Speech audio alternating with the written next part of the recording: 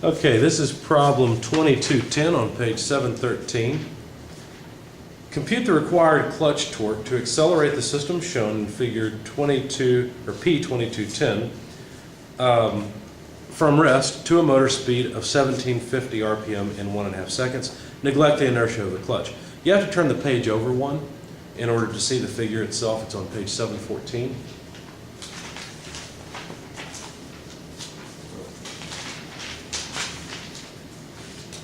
Now you'll notice that this whole system is made up of stuff that's essentially cylindrical.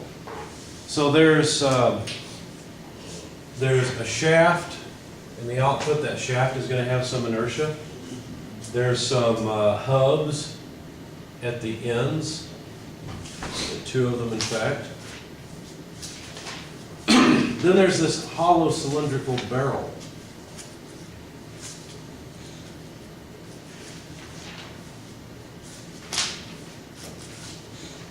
Now let me just ask you an intuition question. Let's say that the length of the shaft and the length of the hollow barrel were the same and they had the same amount of mass. Put them on a scale and they balance. Which one would have more inertial mass? In other words, which one would be harder to spin up? With the barrel, right? Because the mass is farther from the axis of rotation, so it has more mass. The mass moment of inertia is higher. Good. So, do you think that the shaft is going to have a whole lot of inertia? I don't. I think that the main inertia is really going to come from this section here, this outer section of the barrel. The hubs are there, but they're not going to provide a whole lot of inertia. Now there's a gear on the end that is 15 inches in diameter, and I'm not going to draw all of the dimensions. You can see it here in the book. When you look at it. I'm sorry? Sorry. Gear B. Yeah, gear B. So here's gear B, and gear B is going to have some inertia as well, but I still don't think it's going to have near as much inertia as the barrel, because once again, its mass is not really distributed all the way out at the end, or not concentrated out at the end. It's just distributed uniformly. Well, not uniformly, but you get the idea. It's not like all of its mass is out at the edges like the barrel is. Now, gear A, which is enmeshed with gear B, will also have some inertia. Now, we're supposed to calculate the inertia of all this stuff, let's see, or consider it based on the required clutch torque to accelerate the system. Now, if there's a gear reduction from A to B, what does that mean about the inertia of all the stuff on the shaft? Like it's reduced, right? It's reduced, yeah. Because, once again, just like the man pulling himself up the hill with a mechanical advantage, there's going to be a reduction in the effective inertia. That's where equation 22.4 comes in. Okay, so 22.4 is for moving inertia from one shaft to another, to calculate the effective inertia. Whereas equation 22.3 is for calculating the inertia itself. Okay. Now I broke up, for those of you watching the video, you should go and download the spreadsheet. It's an example problem 2210. It's close to this video. It should be just beneath it or above it. But you'll notice that what I've done is I've calculated the inertia for gear A, gear B, the shaft, the hubs, the end plates, and the hollow cylinder. I've calculated their WK squared product based on their radius and length, just treating them as cylinders. Now go to page 696 if you would please. The equation that I've used for calculating WK squared is just the equation at the bottom of figure 2210 on page 696. Yes? What's the R2 for gear B? R2 for gear B is the inside diameter for it to be, or the inside radius for it to be mounted on the shaft. 2.5 and then you half that. Exactly, right. So I knew that gear B had no material where the shaft Makes had sense, to yeah. go, so that's why there was. Sorry. No, you're fine, no problem. And you might wonder, why doesn't gear A have an R2? It's because I don't know the diameter of the shaft coming out of the clutch. They didn't give me that information. So you just call it So I the just gear. included it in the gear. And it's not going to matter that much. It doesn't matter where it's at, it doesn't matter if it's part of the gear or not, it still provides inertia. So, now what you'll notice here, shaft 2 has a fairly small inertia. Gear B has a decent inertia, 29 30 or so by comparison to 0.1, 0.4, that's a pretty big difference. The hubs have fairly small inertia, that's not a surprise. The end plates, it's not a surprise that they're about 20. Notice their size is similar to the size of gear B, so that makes sense. The kicker, of course, is the hollow cylinder. That's where most of the inertia comes from. Now, like I said, to calculate that WK squared product, I just used the equation at the bottom of figure 2210 because all these parts are made out of steel. The density of steel is pretty much the same regardless of what alloy you use. There's not a big difference there. That's not really true. There are some, believe it or not, there's still steels being developed today. There was a new steel developed a few years ago. Automotive manufacturers are putting it into cars, and it gives like a 20% reduction in weight, and yet an increase in strength.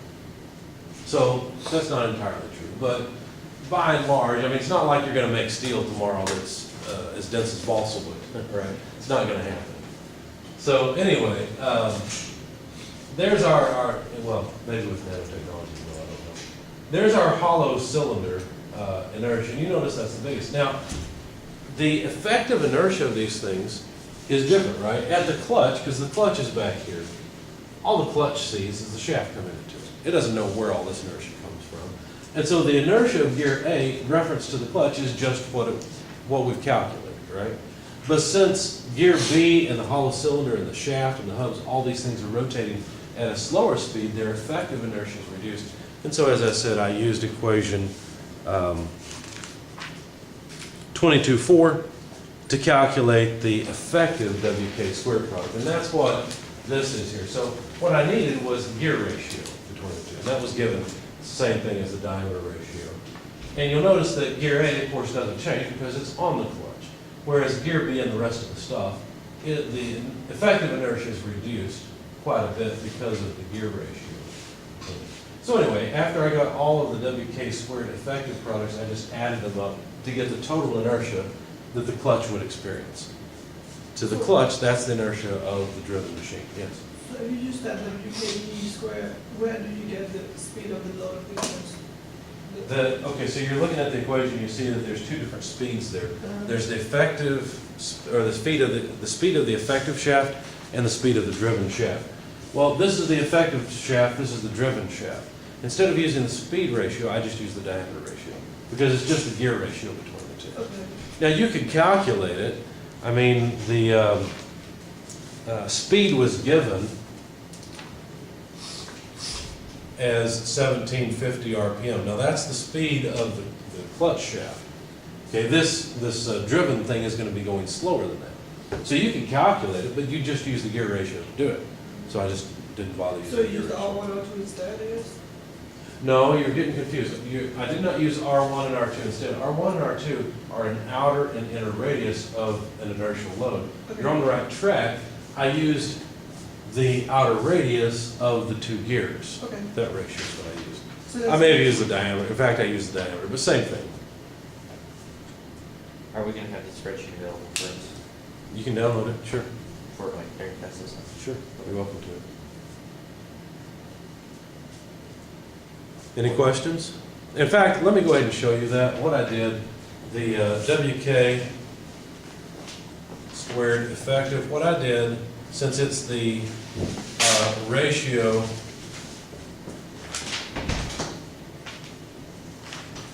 of the speeds, I just realized that that would be equal to the ratio of the diameters. And you can see this pretty easily because this would be the speed of this output shaft, and this is the speed of the effective shaft, if you will. Okay, the speed of the effective shaft is going to be higher than the speed of the, right? And so since the diameter B is higher than the diameter of A, then it was simple. Oh, okay, so this, one has a clutch on it, the other one. Right. So it's just the diameters of these two gears that I used to really, I mean, I could have calculated the speed of this thing, be whatever the diameter ratio is multiplied by this.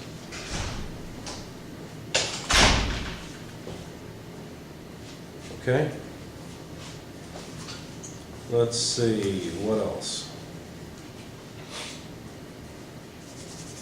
Okay, well, they asked us for, let's see, what did they ask us for? The torque? Yeah, the torque required to do this. And so they had given us some information. They said that the amount of time that we have for speeding up this clutch is 1.5 seconds. And the speed, now really this is the change in speed, so I'm gonna put a delta there, because the shaft begins at rest and goes up to 1750 RPM. So I'm gonna put that there, put the time there, and make sure I'm not missing anything here. So then finally, the torque required would be the WK, and really it's the WK effective squared. Okay, so you may want to add that change to the equation on page 696, equation 22.3. Really, you need the effective inertia. Anyway, you need the change in speed. There's a conversion factor, 308, as we discussed already, so that you can plug in the common units for all these, and it comes out right. So anyway, in the spreadsheet, if you haven't looked at the spreadsheet yet, you should, if you're watching the video. In the spreadsheet, the WK squared effective product that I've calculated here, I've plugged in all of my units in inches and pounds and all those things, just as is requested in the book. And so what I will end up with, the 27.5933, which comes from the spreadsheet, that multiplied by the change of 1750 RPM divided by the conversion factor of 308 and a time of 1.5 seconds. When I get the result, which is 104.52, the units are foot-pounds force. Okay? So as long as you're consistent and you use the equation as they've given it in the book, and you use inches here, then you'll end up with, as I said, pounds, what were the units? You end up with pounds feet squared for your inertia. So if this is pounds feet squared and then your speed is in RPM times in seconds, this conversion factor makes everything come out right. Okay? Any questions, comments? Can you show your formulas? Sure, I can show them for you.